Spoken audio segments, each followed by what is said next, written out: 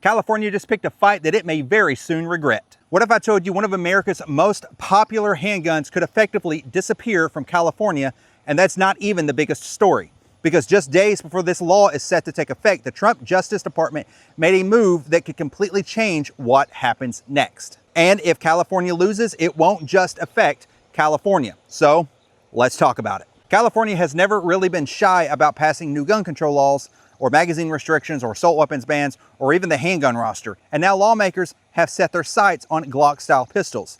Now on the surface, this looks just like another California gun bill. But behind the scenes, something very different is happening. Instead of another private lawsuit, instead of another advocacy group stepping in, the federal government itself is now preparing to challenge California. And that's what makes this story different from almost every single other gun control bill that we have ever seen. So here's what California is trying to do.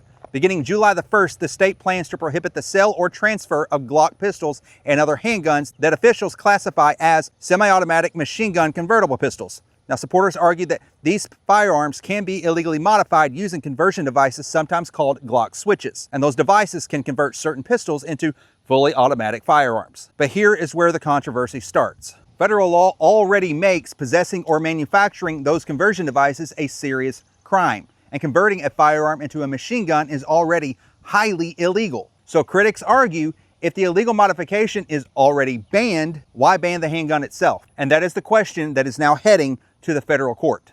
Now here's where this story gets very interesting. Last year, the Trump administration quietly created something the Justice Department has never had before, a dedicated Second Amendment section inside the Civil Rights Division.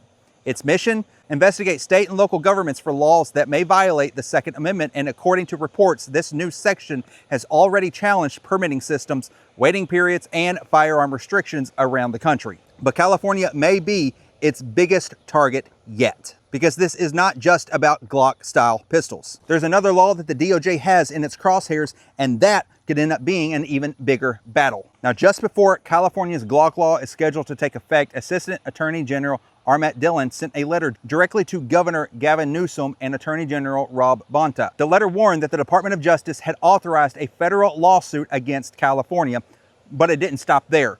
The DOJ also announced it intends to challenge California's infamous handgun roster as well. For years, critics have argued the roster keeps many commonly sold handguns off California shelves because of state-specific design requirements. And according to the letter, the Justice Department is willing to delay filing suit, but only if California agrees to stop enforcing the challenged laws and acknowledge they're unconstitutional and into a court-enforced agreement preventing similar restrictions in the future. Now, whether California accepts those terms remains to be seen. If not, this could become one of the most significant Second Amendment court battles in years, because now it's not just private organizations challenging California, it's the federal government. So no matter where you stand on gun policy, this case could shape how far states can go in regulating firearms. Now, if California wins, expect other states to watch closely and probably follow suit. If the Justice Department wins, the impact could extend far beyond just California's borders. Either way, this is a story every single gun owner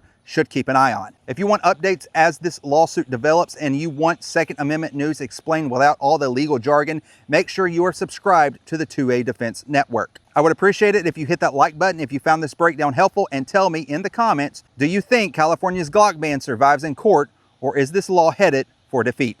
And as always, I'll see you next time.